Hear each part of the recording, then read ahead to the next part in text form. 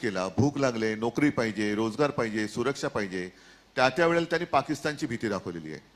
आता याच्यामध्ये गेल्या वेळेला पुलवामाचा जो हल्ला झाला होता त्याच्याबद्दल तत्कालीन जम्मू काश्मीरचे राज्यपाल सत्यपाल मलिक यांनी जो एक खुलासा केलाय किंवा यांचं जे भांडं फोडलेलं आहे त्याच्याबद्दल यांच्याकडे उत्तर नाहीये.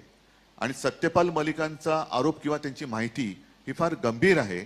केवळ आणि केवळ निवडणूक जिंकण्यासाठी भाजपने तो हल्ला घडवून आणला होता का, असा त्याचा दुसरा अर्थ निघू शकतो.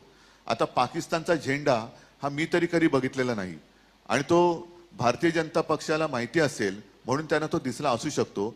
पण हे कुभांड रचायचं आणि त्याच्यासाठी मी काल एक ती संपत सर यांची कविता एक त्यातल्या 4 ओळी ऐकवल्या, ज्याचा अर्थ असा आहे की मूलभूत जे प्रश्न आहेत तिथून भरकवटण्यासाठी हे असे काहीतरी नरेटिव्ह सेट करण्याची त्यांची एक कल्पना असते, पण आता ती चालणार